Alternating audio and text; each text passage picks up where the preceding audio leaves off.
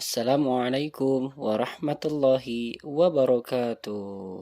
Alhamdulillahi rabbil alamin. Assalatu wassalamu ala asrafil anbiya'i wal mursalin. Sayyidina wa maulana Muhammad wa ala alihi wa sahbihi ajma'in. Hai adik-adik semua, apa kabar ya hari ini? Semoga baik-baik saja ya. Pada kali ini, kakak akan menyampaikan materi terkait dengan Wali Songo, atau sering kita sebut dengan 9 orang wali penyebar agama Islam di Indonesia. Silahkan disimak ya. Yang pertama, Sunan Gresik. Sunan Gresik atau dengan nama aslinya Maulana Malik Ibrahim merupakan keturunan ke-22 dari Nabi Muhammad Sallallahu Alaihi Wasallam. Beliau lahir di daerah Samarkand di Asia Tengah, tepatnya pada awal abad ke-14. Makanya beliau sering disebut dengan gelar As-Samarkandi. Dalam cerita rakyat lainnya, beliau juga sering dikenal dengan sebutan kakek bantal. Mengapa demikian? Karena beliau sangat menyayangi kaum yang kurang mampu. Sunan Gresik dianggap sebagai wali pertama yang mendakwahi Islam di Jawa. Ia mengajarkan cara bercocok tanam dan banyak merangkul rakyat jelata di bawah, yaitu golongan masyarakat Jawa yang tersisihkan pada akhir masa kejayaan Majapahit. Sunan Gresik berusaha menarik hati masyarakat yang tengah dilanda krisis ekonomi dan perang saudara pada masa itu. Lalu ia membangun pondok pesantren tempat belajar agama di Leran, Gresik. Selain ahli dalam ilmu agama, Sunan Gresik juga ahli di bidang pertanian, ahli tata negara, dan perintis lembaga pendidikan pesantren. Beliau wafat pada tahun 1419 Masehi atau tepatnya 882 Hijriah, dan beliau dimakamkan di Gapura, Wetan, Gresik. Yang ketiga, yakni Sunan Giri atau lebih dikenal dengan Raden Paku. Beliau merupakan putra dari Maulana Ishak dengan Dewi Sekardadu, yaitu putri dari Menang Sembuyu, penguasa wilayah Belambangan pada masa akhir kekuasaan Majapahit.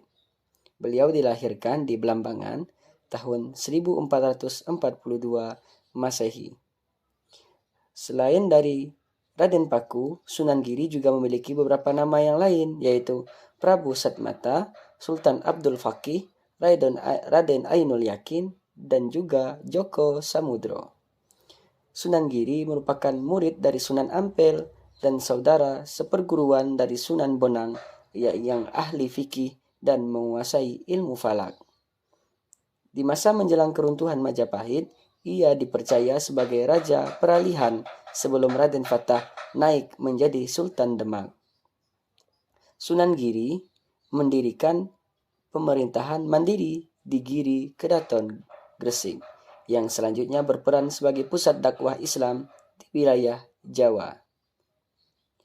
Terdapat beberapa karya seni tradisional Jawa yang sering dianggap berhubungan dengan Sunan Giri. Di antaranya adalah permainan anak-anak seperti jelungan, cublak suweng, serta beberapa gending lagu instrumen Jawa seperti Asmara Dana dan Pucung. Sunan Giri meninggal pada tahun 1506 Masehi dan dimakamkan di Desa Giri, Kabupaten Gresik, Provinsi Jawa Timur. Yang selanjutnya, yakni Sunan Ampel. Sunan Ampel bernama asli Raden Rahmat. Beliau juga merupakan keturunan ke-22 dari Nabi Muhammad Sallallahu Alaihi Wasallam. Sunan Ampel dilahirkan di Aceh pada tahun 1401 Masehi. Sunan Ampel terkenal dengan wejangannya, yaitu dengan Molimo. Molimo merupakan ajaran yang bernuansakan bahasa Jawa, yang artinya yakni moh, artinya tidak mau atau menolak, yang berarti 5 hal yang ditolak. Yang pertama, moh madat, artinya tidak mau mengisap candu atau obat-obatan terlarang. Yang kedua, moh madon, artinya tidak mau main perempuan. Yang ketiga, moh mabuk, artinya tidak mau mabuk. Yang keempat, moh maling, artinya tidak mau mencuri. Dan yang kelima, moh main, artinya tidak mau main judi. Sunan Ampel adalah sesepuh dari para wali Songo lainnya. Pesantrennya bertempat di Ampel, Denta, Surabaya. Dan beliau juga merupakan pemersatu dari penyebaran agama Islam tertua di Pulau Jawa. Sunan Ampel wafat di Desa Ampel, Denta tahun 1481 Masehi dan beliau dimakamkan di Ampel Denta dekat dengan Masjid Sunan Ampel, Surabaya. Oke, selanjutnya bersama Ibu ya. Nah, di sini Ibu akan menjelaskan tentang Sunan Bonang, Sunan Kalijaga, dan Sunan Derajat. Nah, keunikan dari tiga sunan ini, mereka berdakwah dengan jalan seni. Nah, adapun Sunan Bonang, beliau ini memiliki nama asli yakni Wahdum Ibrahim. Beliau juga adalah anak dari Sunan Ampel. Beliau lahir tahun 1465. Beliau berdakwah dengan jalan seni. Mengapa dengan jalan seni? Menurutnya, penduduk Jawa itu biar mudah memeluk agama Islam. Adapun karya seni beliau yaitu Suluk Mijil dan Tembang Tombok Ati. Ngomong-ngomong masalah Tembang Tombok Ati, kalian pernah dengar kok lagu ini, yaitu kalau yang dinyanyikan itu Ustadz Taufik. Kalian pernah dengar kan? Ya, Tombo ati iku ono limang perkara nih. Itulah apa namanya lirik pertama, dan selanjutnya ibu nggak hafal. Hihi. Nanti kita kalau misalnya habis ini, kalau ada kesempatan habis pelajaran kita nyanyi ya. Tapi kita jelasin penjelasan dulu. Nah, beliau ini ketika menimba ilmu, beliau bersama Raden Paku. Beliau ini menimba ilmunya di mana, anak-anak? Di Aceh. Itu loh, Samudra Pasai itu loh. Beliau juga itu gurunya dari Raden Fatah. Kalian pernah dengar kan nama Raden Fatah? Pasti denger lah kalau suka sejarah. Sejarah apa namanya Indonesia. Terus beliau wafat pada tahun 1925 Masehi dan dimakamkan di Tuban, Jawa Timur. Oke, selanjutnya nggih. Selanjutnya yaitu Sunan Kalijaga. Nah, kalian tahu nggak siapa sih Sunan Kalijaga? Sunan Kalijaga ini lahir tahun 1450. Nama aslinya yaitu Raden Said. Dia putra dari Adipati Tuban yang bernama Tumenggung Wilatikta atau Raden Lokajaya. Selain Raden Said, nama lain Sunan Kalijaga yaitu Lokajaya, Syekh Malaya, Pangeran Tuban, dan Raden Abdurrahman. Raden Said ini menikah dengan menikah dengan seorang wanita yang bernama Dewi Saroh binti Maulana Ishak dan memiliki 3 putra, yaitu Raden Umar Said alias Sunan Muria, Dewi Rokayuh, dan Dewi Soiyah. Nah, Sunan Kalijaga ini seperti yang Ibu penjelaskan di awal, beliau itu berdakwah dengan cara seni. Dan setiap kesenian yang beliau hasilkan itu menghasilkan sebuah makna kefalsafatan Islam. Karya seni beliau yaitu wayang kulit dan tembang yang beliau ciptakan yaitu Suluk Lilir dan Gundul-Gundul Pacul. Oke, yang terakhir yaitu Sunan Derajat. Kalian tahu nggak sih siapa sih Sunan Derajat? Sunan Derajat ini putranya Sunan Ampel dan adiknya dari Sunan Bonang. Nama aslinya itu Syarifuddin. Dakwah beliau yang paling utama selain berseni yaitu dalam aspek sosial. Ini bisa dilihat dengan sistem dakwah beliau yaitu dengan cara kedermawanan, kerjasama, dan meningkatkan kemakmuran masyarakat. Yang dimana untuk mengamalkan nilai-nilai dalam agama Islam. Di sisi lain, beliau juga dari guru para dai yang tersebar di daerah Ternate dan Ambon. Beliau juga sudah mendirikan pondok pesantren yang didirikan secara mandiri, yang bertempat di Desa Derajat, Kecamatan Paciran, Lamongan, Jawa Timur. Nah, dalam aspek seni, Sunan Derajat ini menciptakan sebuah tembang, yaitu tembang Mencapat Pangkur, yang disebut sebagai, ya ini merupakan ciptaannya, dan gamelan Singgo Mengkok. Ya, kedua gamelan ini sekarang berada di museum di daerah Sunan Derajat sana, Lamongan. Nah, Sunan Derajat ini wafat tahun 1522 dan dimakamkan di daerah Derajat Lamongan sana, yaitu Lamongan, Jawa Timur ya. Oke. Baik anak-anak, selanjutnya yakni ada Sunan Gunung Jati, Sunan Kudus, dan Sunan Muria. Nah, yang pertama itu Sunan Gunung Jati. Nah, Sunan Gunung Jati ini memiliki nama lain, yakni Syarif Hidayatullah. Nah, Sunan Gunung Jati sendiri adalah putra dari Syarif Abdullah Umdatuddin putra Ali Nurul Alam putra Syekh Husain Jamaluddin Akbar. Nah, sedangkan dari ibu, ia merupakan keturunan keraton Pajajaran melalui Nyai Rara Santang, yaitu anak dari Sri Baduga Maharaja Prabu Siliwangi dari Nyai Subang Larang. Dan juga beliau Sunan Gunung Jati merupakan adik dari Kian Santang dan Pangeran Wala Sungsang yang bergelar Cakrabuana atau Cakra atau Mbahku Cirebon Girang.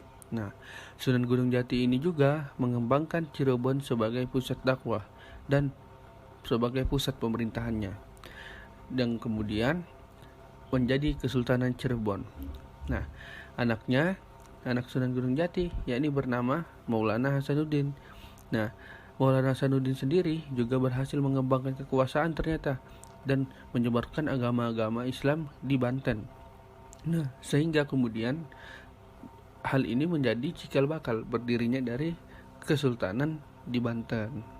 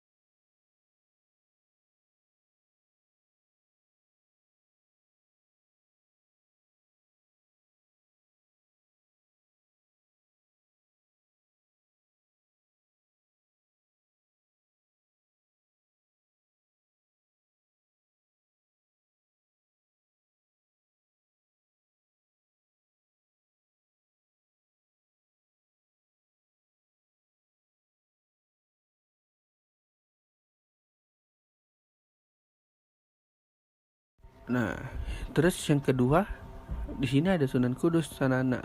Nah, Sunan Kudus ini sendiri memiliki nama asli yakni Ja'far Shodiq. Nah, beliau lahir di pertengahan abad ke-15. Nah, Sunan Kudus memiliki peran yang cukup besar dalam pemerintahan Kesultanan Demak, yaitu beliau pernah menjadi panglima perang, menjadi penasihat Sultan Demak, menjadi mursyid Thariqah, serta menjadi hakim peradilan negara. Nah, Sunan Kudus atau Ja'far Shodiq ini juga banyak sekali berdakwah di kalangan kaum penguasa dan priai di Jawa. Nah, di antara yang pernah menjadi murid dari Sunan Kudus ini sendiri ialah ada Sunan Prawoto, penguasa Demak di Jawa Tengah, dan Arya, penangsang Adipati Jipang Panolan. Nah, kemudian salah satu bukti peninggalan yang cukup terkenal dari Sunan Kudus ialah Masjid Menara Kudus yang arsitekturnya memiliki gaya campuran Hindu dan Islam dan menjadi salah satu warisan budaya Nusantara. Nah, Kemudian Sunan Kudus ini wafat pada tahun 1550 Masehi.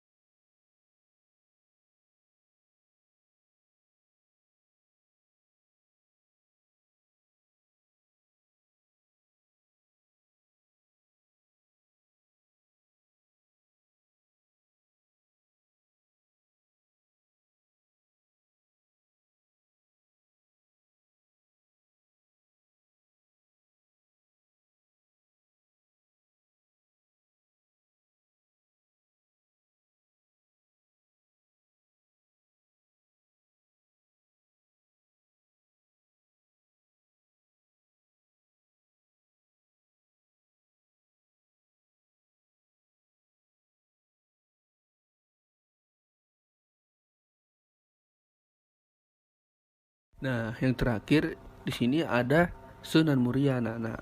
Nah, Sunan Muria ini dilahirkan dengan nama asli Raden Prawoto atau Raden Umar Said Putra Sunan Kalijaga. Nah, beliau sendiri atau Sunan Muria ini telah melakukan penyebaran Islam dengan memanfaatkan beberapa kesenian daerah setempat atau daerah lokal. Seperti contohnya, beliau menggunakan sarana yakni berupa gamelan, wayang, dan beberapa kesenian yang lainnya. Nah, kemudian Sunan Muria ini juga kemudian menikah dengan Dewi Sujina, yakni putri dari Sunan Gunung. Nah, jadi Sunan Muria ini adalah adik ipar dari Sunan Kudus. Nah, kemudian beliau sendiri pada saat wafatnya beliau dimakamkan di Gunung Muria di sebelah utara, tepatnya di kota Kudus, Jawa Tengah.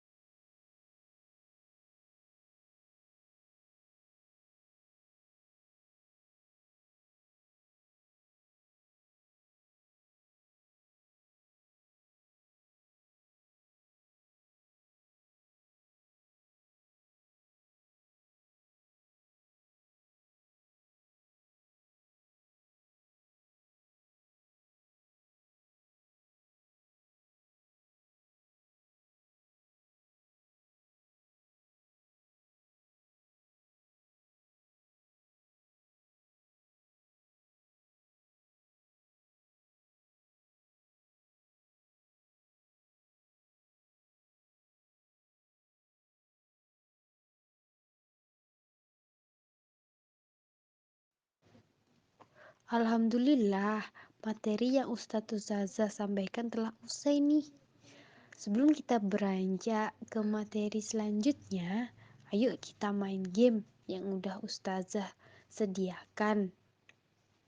Nah, pertama, kalian cukup buat 2 grup. Nah, maksudnya satu kelas ini dibagi 2 grup, yaitu grup putra sama grup putri. Karena ini pembelajarannya online, cukup cukup kalian bagi saja. Nanti pengerjaannya individu. Nanti permainan di akhir cuma tinggi-tinggian skor. Grup putra berapa dan grup putri berapa. Nanti hasilnya kita sama ratakan. Semuanya dapat nilai bagus dan saya tahu kalian paham, ya alhamdulillah.